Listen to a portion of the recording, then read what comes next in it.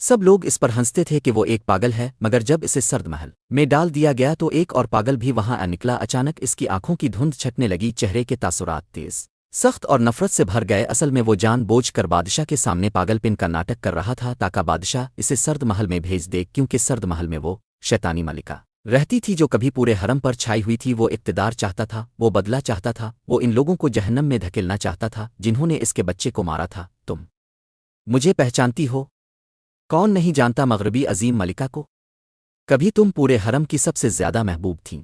तुम्हारा रोब बेमिसाल था। दरबार के वज़रा तुम्हें मुक्तबा करने वाली कहते थे और हरम की दूसरी बीवियां तुम्हें आंखों में खटकने वाला कांटा समझती थीं। ये सुनकर अजीम मलिका ने समझा कि ये पागल औरत खास तौर पर इसे गालियां देने आई है, मगर औरत ने फौरन वजाहत की कि वो शागिर्द बनने आई है और मलिका से दरख्वास्त की कि वो इसके बेटे के खून का बदला लेने में इसकी मदद करे। 3 साल पहले औरत के बेटे को तेज बुखार हुआ जो उतर ना सका, इसलिए शाही तबीबों को बुलाया गया, मगर लीफ ने यह कहकर कि वो बीमार है तमाम तबीबों को महल में रोक लिया, क्योंकि औरत का बेटा वली अहद था और लीफ इसे रास्ते से हटाना चाहती थी। आखिरकार इलाज न मिलने की वजह से बड़ा शहजादा बारिश में तड़प तड़प कर मर गया। बाद में औरत ने यह बात बादशाह को बताई।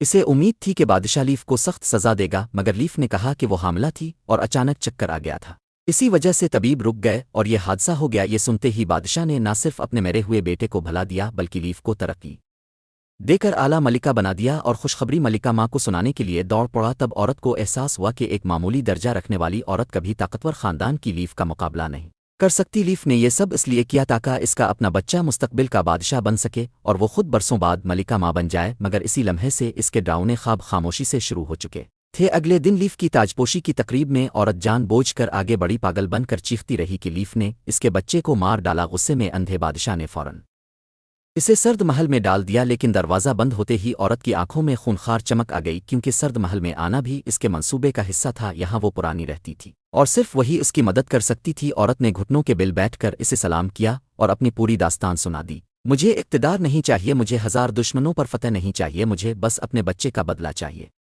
मैं हूं, अगर तुमने मुझसे सीखा तो बदनाम हो जाओगी। क्या तुम्हें डर नहीं?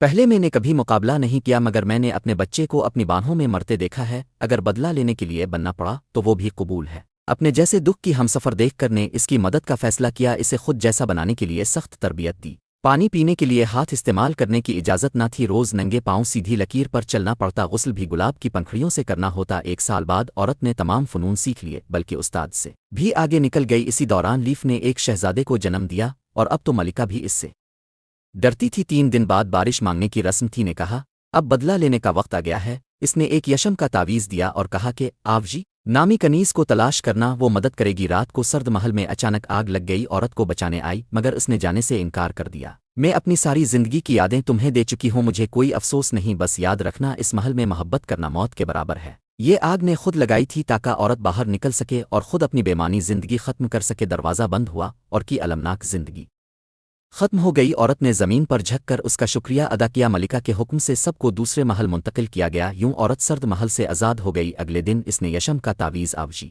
को दिखाया। तावीज़ देखते ही वो समझ गई और औरत की वफादारी का वादा कर लिया।